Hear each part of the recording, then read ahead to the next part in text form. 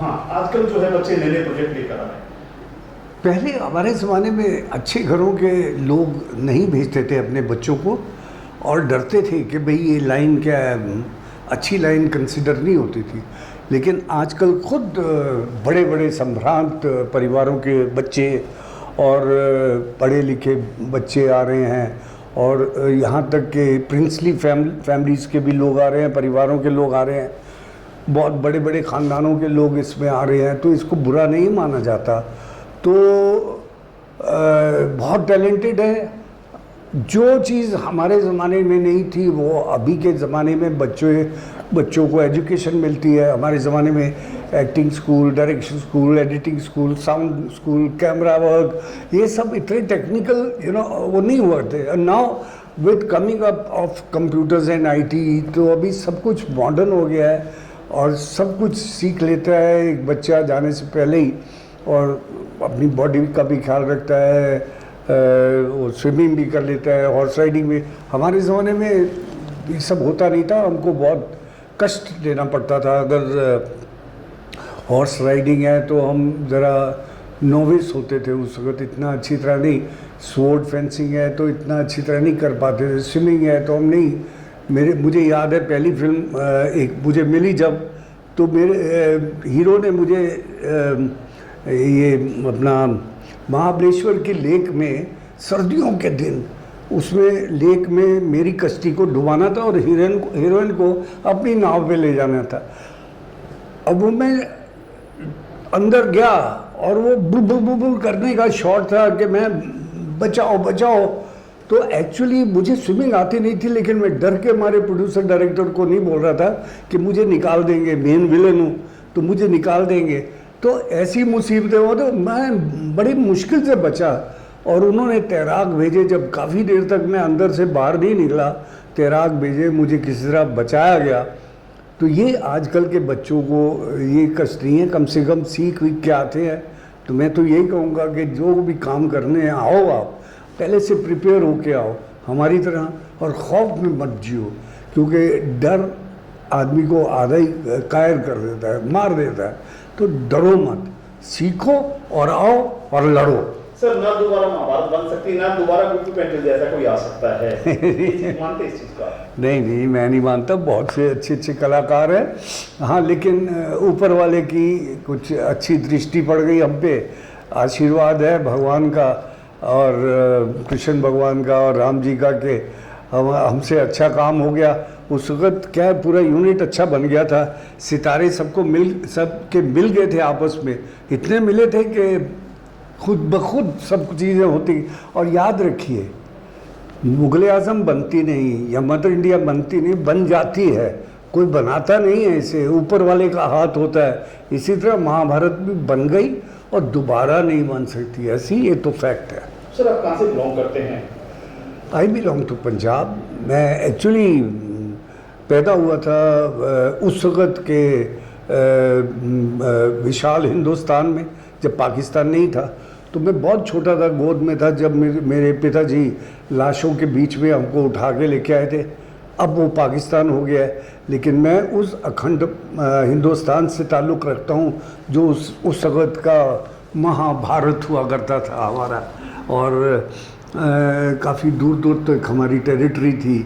और फिर अंग्रेज़ आए, अंग्रेज़ों ने हमें बांट दिया, कुछ लोगों ने हमें बांट दिया, और इस तरह हम हमारे देश के टुकड़े टुकड़े हो गए और हम इस अपने भारतवर्ष में आ गए। सर महाभारत की बात करें, आप बहुत कम कैमरे के सामने रहते हैं, इसलिए हम आपसे जानना चाहेंगे, आप दर्शक से जानना चाहेंगे, महाभारत में एंट्री मतलब पंजाब से बॉलीवुड का सफ़र कैसे हुआ, पंजाब से यहाँ? नहीं, जब पार्टीशन हुआ तो हम रिफ्यूजी हो गए थे। तो हमारे पिताजी पहले दिल्ली आए, दिल्ली से फिर हम बॉम्बे आए। तो दिल्ली और बॉम्बे के बीच में हमारी एजुकेशन रही। तो उसी में ही, क्योंकि हम सारे विस्थापित थे, कोई मतलब हमारा कुछ ठिकाना नहीं था। तो जो कुछ भी है, पिताजी ने आके यहाँ पर सर्विस की या जैसा भी काम किया, जो भी किया, बिजनेस किया, उसके बाद हम लोगों को पढ़ाया लिखाया। तो दिल्ली और बॉम्बे के बीच में हमारा सफ़र रहा। बीच में मैं इंजीनियरिंग करने चला गया था जमशेदपुर टाटा नगर, और बीच में इमरजेंसी में मैंने फ़ौज भी ज्वाइन की और मैंने 2 वॉर भी लड़ी, 1962 चाइना और 65 पाकिस्तान वॉर। तो इस तरह करके सफ़र, फिर बाद में एंड ऑफ 60s में मैं जब शिफ्ट हुआ बॉम्बे, तो फिर ये तो डिज़ायर थी मेरी शुरू से, मुझे ज़बरदस्ती इंजीनियरिंग में पिताजी ने भेज दिया था, लेकिन मैं बनना चाहता था डायरेक्टर और प्रोड्यूसर और एक्टर। तो मैं फिर अपनी जगह पे आ गया, तो यहाँ पर फिर असिस्टेंटशिप की और करते करते आज आपके सामने हूँ।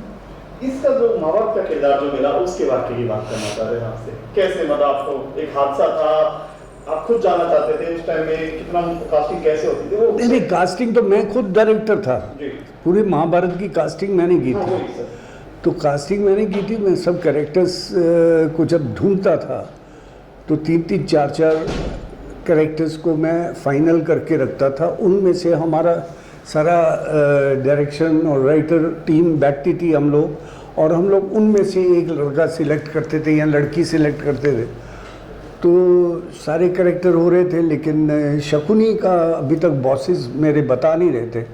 तो चोपड़ा साहब से मैं बाद में काफ़ी, अब जब शकुनी का रोल आने लगा और गांधारी की शादी होने वाली थी, तो मैंने बोला भाई आप बताइए मुझे कौन कर रहा है, क्योंकि उसको कैरेक्टर को बनाना पड़ेगा मेरे को।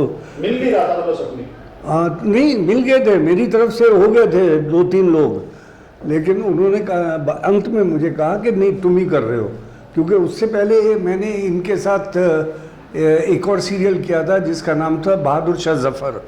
तो बहादुर शाह जफ़र में मैंने ब्रिटिश का रोल किया था, जनरल मटकाफ का। तो मेटकाफ का रोल इनको इतना अच्छा लगा था, क्योंकि वो अशोक कुमार दादा मुनि के सामने एक ही अंग्रेज़ विलेन था और वो मैं था। तो उस रोल की वजह से मुझे शकुनी का रोल मिला। कितना अच्छा लगता है सर, जब वो जो डायलॉग है उसके बारे में कितनी प्रैक्टिस की थी आपने? इसकी बात करें, ऐसे पैर से लंगड़ा के चलना और वो करना, डायलॉग के बारे में सर। हाँ, वो मैंने कैरेक्टर अपना बनाया था।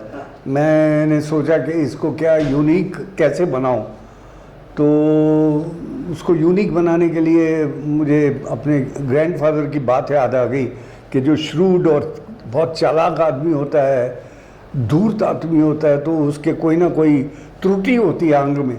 तो वो जब मैंने चोपड़ा साहब को बताई और डॉक्टर राही को बताई, तो उन्होंने वो पसंद की मेरी बात, और फिर मैं बोले अच्छा चल के बताओ कैसे करोगे। तो फिर मैंने चल के बताया, बोल के बताया, तो उनको बहुत पसंद आया और इस तरह वो शुरू हुआ। मतलब शकुनी नहीं होती तो महाभारत नहीं होती, ये मानते हैं सर? हाँ, आप इस नज़रिए से भी ले सकते हैं कि अगर कौरवों की तरफ से शकुनी थे जो कि पॉलिटिशियन थे, और पांडवों की तरफ से कृष्ण भगवान थे, तो क्लैश इन दोनों का था पॉलिटिक्स में। जो राजनीति या कूटनीति या धूर्तता जो चलती थी, इन दोनों के ही बीच में चलती थी, और बाकी फौजें थी, बाकी लोग इनको मान के चलते थे, और जो कि पीछे से मगर कमान इनके हाथों में होती थी। सर गोफी जी अगर कलाकार मिलते तो क्या होते? नहीं, यहाँ तो फिर मेरी 2 ही चीज़ें थी। यहाँ तो मैं फ़ौज में होता, मेरे 2 ही एम्बिशंस थे। मैं यहाँ फ़ौज में होता, मतलब वायुसेना में पायलट होता, और यहाँ फिर मैं फिल्मों में होता। यही 2 चीज़ें मेरे को, और कुछ